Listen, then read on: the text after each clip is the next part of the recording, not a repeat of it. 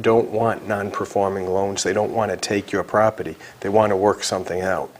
I guess this is a good time, too, to raise the other issue. While we were talking about people who might have lost their jobs, haven't paid their mortgage, looking for the modification program, I understand that also included in this is perhaps someone who just happened to have that payment underwater because their value of their home went down. Are they also now, under this program, able to refinance? They're able to make payments, but perhaps there's a better alternative if they refinanced or did some sort of modification. What is the distinction, and does it apply to both? Well, in the HARP program, your first mortgage cannot exceed the lien, meaning the lien on the property, can't exceed 125% of the value of the property. Okay, so let's put that in simple terms. If, for instance, the house is worth $200,000, you can't owe more than $250,000.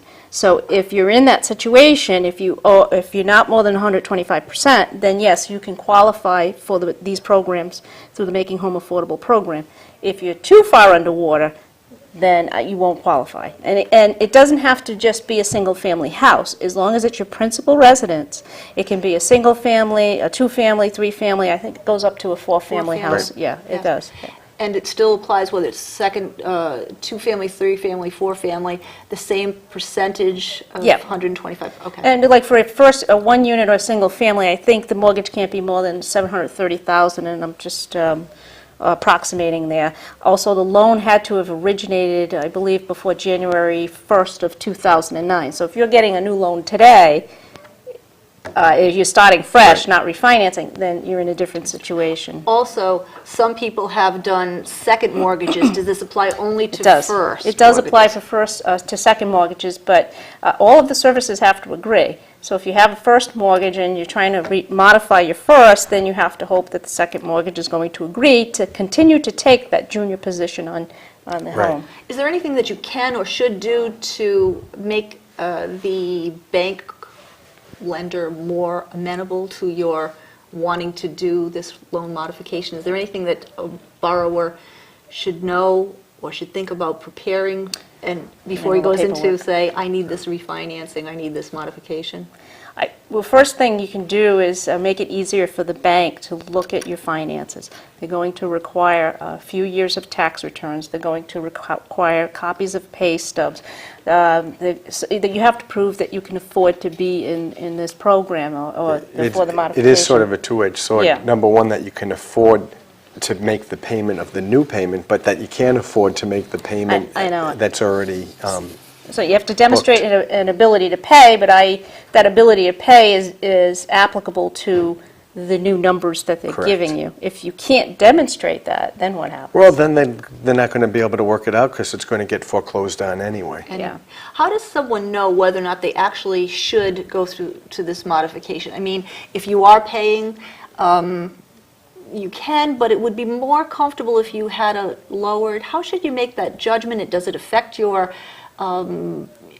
credit scores? Does someone care? What is the value judgment on that? Well, I think it's important to note that if you're current on your loan, it doesn't preclude an individual from going through this Making Home Affordable program. It's either the HARP or the HAMP program. I forget which one it is. I think it's the HARP program. You don't have to be delinquent. You go back to, can you provide evidence that you have an ability to pay?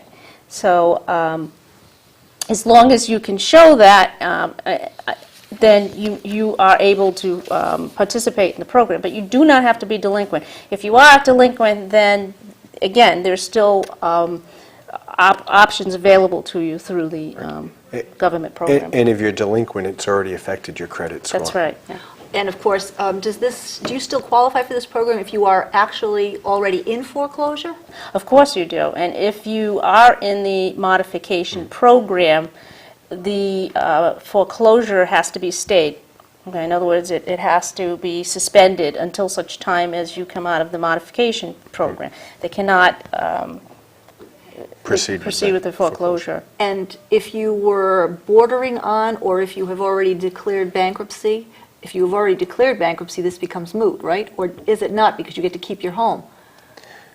The effect of bankruptcy is to automatically stay any foreclosure proceedings. Okay. The debt itself, the underlying debt that is secured by the mortgage, is theoretically forgiven. You're not required to pay it, but if you don't, then the bank has the contractual right to take your property. So all that a bankruptcy does is wipes out all your other debt, and your mortgage, if you choose to stay in the house, stays in place as is. So you'd be required to continue paying it to stay in there. And the bankruptcy doesn't prevent one from participating in this program. As a matter of fact, in Rhode Island, we do have excuse me, a loan modification program that you can apply for through the bankruptcy court. So you actually have that added benefit where you've got the protection of the bankruptcy court, and the court will give you a certain amount of time to proceed through the process. Now, while people are interested in this, if they've heard about it before, perhaps they're already searching online, if they've heard about it here today and they're interested in it, many will go online and find information about the loan modification, but I also see that there are plenty of websites that say, click here for help so that you aren't foreclosed. In other words, how do we avoid the scammers? And apparently there are as many of those or more of those than you would have imagined. How does someone know that someone isn't going to just take the financing that's required to work out this deal, takes the money and run? How do you avoid? What do you do? Yeah, well, that's the same issue as we've talked about on many shows, almost the caveat emptor, buyer beware. You have to do some research on who you're dealing with. It's federal programs that don't require other people to participate and do those for them. You can do them yourselves. If you do hire somebody, vet it. Go to the Better Business Bureau, check it out, do all the research you can on who it is you're dealing with. And I would suggest taking whatever contract they want you to sign to enter into with them to a lawyer to review. If any of these so-called rescue programs charge you a fee to modify a loan, that's a red flag. Is it? Aren't they entitled to do that because there's some work required? Well, there is work required. However, you can go through the government program and it's not going to cost you anything. So why would you pay a fee? You know, for that matter, if they want to pay a fee, they can hire David, they can hire myself. Well, people do that, honestly. Yeah. From what little that I've read about the costs associated with this, you had mentioned earlier, David, that banks certainly aren't in the business of wanting to foreclose because they're not selling homes, that's not their business, that it could cost them $60,000 just to take care of administration. What does it generally cost to hire a lawyer to help negotiate a better rate, stave off the problems that we're discussing here? What does that typically cost? It depends on where you're at in the process. And, you know, as Jackie was saying, there's a lot of paperwork that has to be put together to go through these programs. Most attorneys would probably take it on a retainer billed against hourly. Yeah. The frustration that people have right now is when this program started, the mortgage companies or services were not equipped to handle the influx of calls.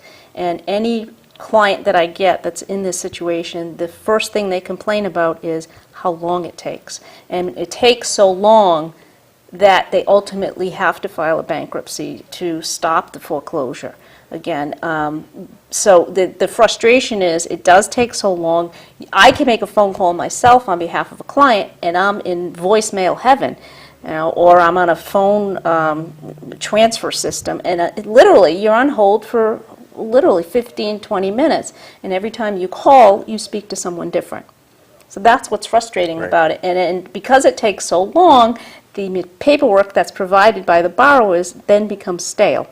So now you've got 3 months, they want recent paperwork, 3 months have gone by, 6 months have gone by, next thing you know, they want updated paperwork. So it's very frustrating for borrowers to be in this position. Actually, with what you're saying, Jackie, that suggests too that if someone were managing but marginally paying their mortgage, they had better make a decision about what they're going to do before they're in trouble, because this is going to be in a queue or take some processing time where they could be suddenly foreclosed on just while on hold, not literally on hold, but while they're in that process. If that should happen, say they decided that they are going to go through this affordable home modification program and they haven't quite managed to get it all done, and suddenly the banks or their lenders have said, time to not call this foreclosure time, you haven't paid it, but you're in the process. What happens then? Is that the point that I absolutely say I must call you or call a lawyer to find out